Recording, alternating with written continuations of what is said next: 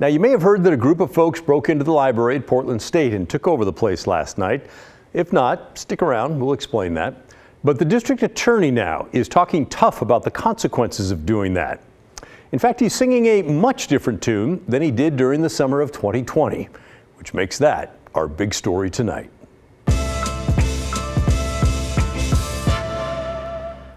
Let's get you caught up on what's happening at PSU. Protesters had gathered over the past few days on the campus, calling for a ceasefire in Gaza, among other things. Then the situation escalated last night. Protesters broke into the school's main library, setting up signs and barricades and blocking the entrance.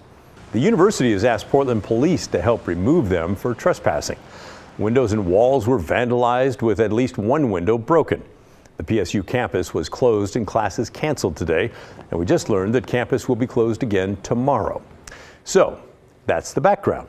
And then last night at about 11 o'clock, the Portland police chief, the PSU president, and the district attorney, Mike Schmidt, gathered for a press conference to talk about what's going on there. Mike Schmidt is the top local law enforcement county officer in the county, in Multnomah County. His policies on what types of crime his office is going to prosecute, well, those policies have wide-ranging impact. He was elected by a landslide back in 2020 after campaigning as a criminal justice reformer, someone who felt that cash bail disproportionately hurt the black community and should be changed, and someone who embraced restorative justice instead of jail time for some crimes. And in the summer of 2020, as nightly riots hammered downtown Portland in the wake of George Floyd's murder, Schmidt made his mark. He announced that protesters arrested for nonviolent crimes would not be prosecuted. This policy acknowledges that the factors that lead to the commission of criminal activity during a protest are incredibly complex.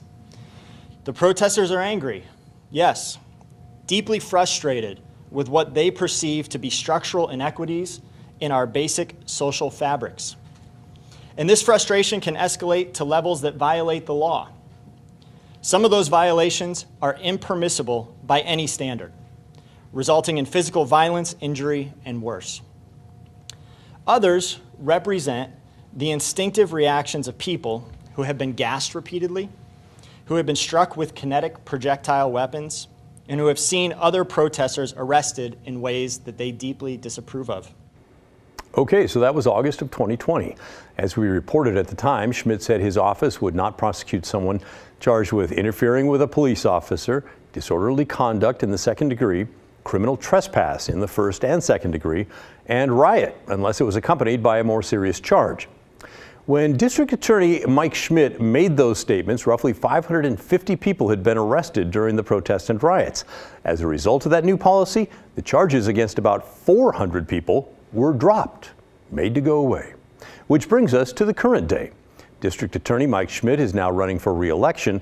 The primary is May 21st. That's just 21 days from now. His challenger is Nathan Vasquez, a veteran prosecutor from Schmidt's own office, who's accused Schmidt of being soft on crime, among other things. And so, you know, maybe we should not be surprised to see a different Mike Schmidt at the microphone than the one we saw 4 years ago. This one now does sound tough on crime. Here's what he had to say about the current set of protesters holed up in the Portland State Library. Like has already been discussed, I was disappointed to learn of the events taking place at PSU tonight. Our educational institutions deserve to be safe spaces and for our students and campuses to be able to function without fear or threats of intimidation or violence. While all of us up here are committed to working to protect freedom of speech, the actions taking place today with the occupation of the library have crossed the line into criminal behavior. I want to thank our law enforcement partners for their response and attention to this matter. They have my full support. I echo the chief's directive to vacate the premises. Let me be clear, we will prosecute the cases. Pending review of evidence, of course, that is able to be collected, provided by law enforcement, I expect that felony charges could be filed depending on what evidence we gather, including burglary and felony criminal mischief, along with other potential misdemeanors. We'll review those cases as we receive them, and my office will be happy to provide updates on charges that we are able to issue. So, a bit of a different tone. What's the real difference between now and 4 years ago? Is it a change of facts? Is what's happening now at PSU nothing like the protests and riots of the summer of 2020? Maybe. Or is it a change of perspective? Did the DA learn that it's not a great idea to tell someone committing a crime that they're not going to be prosecuted? Or maybe is it a change of timing? 4 years ago, he'd just been elected. Now, he's trying to keep that job. Or maybe it's something else. I don't know. What do you think? Let us know what you think about this, will you? The email is thestory@kgw.com, or call and leave a voicemail. The number is 503-226-5090.